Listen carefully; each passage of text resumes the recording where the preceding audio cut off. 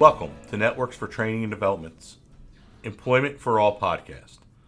I am your host, Joe Murphy. This podcast is dedicated to real work and real pay for all citizens. Welcome back to episode 2 of our Benefits Planning podcast. We will again be joining a conversation with Suzanne from Networks for Training and Development and Martine DeLorenzo from Disability Rights, PA. Hi, I'm Suzanne Erb. Glad to be back with you all. Hi, I'm Martine DeLorenzo. Hi, Martine. I receive SSI payments, and I'm starting a new job next week. What do I need to know? Okay, so the first thing people need to know is that supplemental security income makes cash assistance payments to the aged, the blind, and disabled persons, including children, who have limited income and resources. This is a poverty benefit. It is unlike the entitlement, which is SSDI. The federal government funds SSI from general tax revenues. Many states pay a supplemental benefit to persons in addition to their federal benefits. In Pennsylvania, recipients get another $22.50 from the state. In Pennsylvania, that comes in a separate check, so you probably get 2 checks, right? So now that we understand what SSI is, and we know that it's a poverty benefit, it is very important that you report immediately to Social Security that you are working. So when you know that you're working, you're going to call them right away and tell them that you're working. Don't call before that. Make sure that you're actually on the job. You don't want them to think you're working if you're not. And then you're going to want to call the Ticket to Work. That number is 866-968-7842. The TDD number is 866-833-2967. When you call Ticket to Work, they'll ask you some questions, and then they will send you a referral to the WIPA program. We're the Work Incentive Planning and Assistance program. We work in the southeast region of the state. There are other WIPAs in the state, but we take care of the people down here. So the Ticket to Work program ensures that you are sent to the right WIPA program. Then we contact you. We will send you a packet of information. You'll have things in there from Social Security. You'll have items in there from us. You're going to send things back to us, like your consent forms and an intake form, and then we'll have some conversations. All right? So if you're worried about getting your Social Security payments, we can help you with that. Oh, great. How do I know how much I can earn and still collect SSI payments?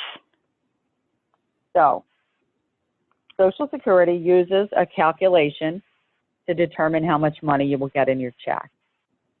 So let's just say, for example, you're earning gross $1,085 a month. Social Security doesn't count the first $20 of that. That's the general income exclusion. So then we bring that income down to $1,065. So then Social Security doesn't count $65 of what they call an earned income exclusion. So that brings your countable income down to $1,000. So overall, immediately, right off the top, they don't count the first $85 of your earnings. Then whatever's left over, and in this case, that's $1,000, they divide that in half. And they only count $500 of your earnings. So they subtract that from your Social Security check, which would come to $283.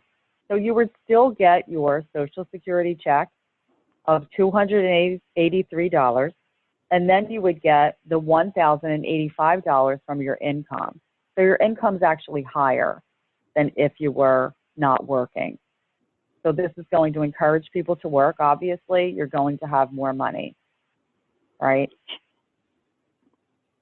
Oh, that sounds really good, but what about my What about my medical assistance card? So suppose you're earning enough money so that you don't even get a Social Security check. Your Medicaid stays in place.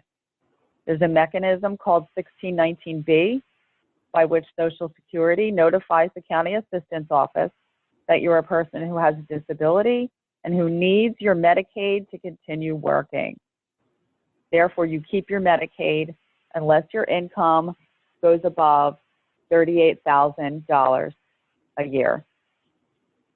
Wow. Yeah. That's so you're but how do you know that, like, what if they forget? What if they forget to call? Will they do that automatically, or do I have to let them know? They do it automatically. However, if you get a notification saying you are losing your Medicaid, please contact your WIPA. The benefits counselors can help you navigate any problems that you might have with the county assistance office. Okay, that's good to know. So I guess my final question is that when and how do I report my earnings to Social Security? Well, typically I would tell people to go into their local Social Security office. However, during the pandemic, the offices are closed to the public. So what I've been telling people to do is to contact their local office. I can find the phone number and the address and a fax number for anyone who needs that information for his or her local office. You're going to call the office and you're going to ask them how they want you to report your income. Again, you don't want to report that you're working before you're working, because things happen and you don't want them to think that you're working if you're not. So it's best to wait until you're actually working. You call them, let them know that you're working, ask them how they want you to report your earnings. You can usually mail your earnings to them, your pay stubs. You can open a My Social Security account online and submit your wage slips that way. If you have SSI and a smartphone, you can download an app and report your wages that way. Usually the Social Security office, yeah, it's pretty exciting. There's an app? There's an app for that? There's an app for that. Oh, that's cool. So it's only for SSI though. Oh man, okay. Mm-hmm. Yeah. But you want to make sure that you report your wages on a monthly basis, and you want to let them know what your wages are from the month before by the 10th of the month. So if you're working in August, you're finished working, you get all your pay stubs from August within the first 2 weeks of September. Then you submit those to Social Security within those first 2 weeks. That way they can keep track of whether or not they need to adjust your check. Because if you don't let them know that you're working and they don't adjust your check, you could get an overpayment. And we're trying to avoid that, right? Social Security, it doesn't always keep up with things. So we have to, as beneficiaries, do our part to understand what they need to do, because you don't want to get a check that you're not supposed to get. Also, if you have to stop working for some reason because of your disability, you want to let them know that you're not working anymore for the same reason. You need your check back. You need your check increased to what it was. So you don't want to let things slide. You need to be on top of communication with Social Security. Right now, some of the offices are sending envelopes to people that are postage paid, that might have a person's name on it, and then you can send your wage slips in that way. So that's fairly easy. But I can help you as a benefits counselor navigate all of that and check in those first, especially in those first critical few months when you start working and you're worried about things and you're afraid of not being able to keep up.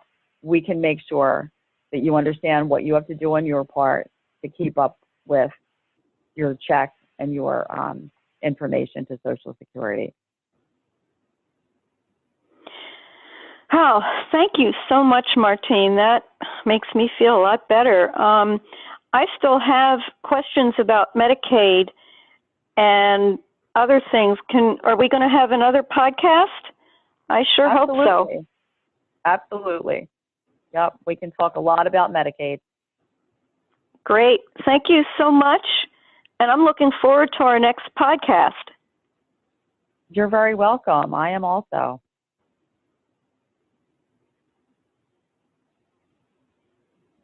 Thank you for listening to episode 2.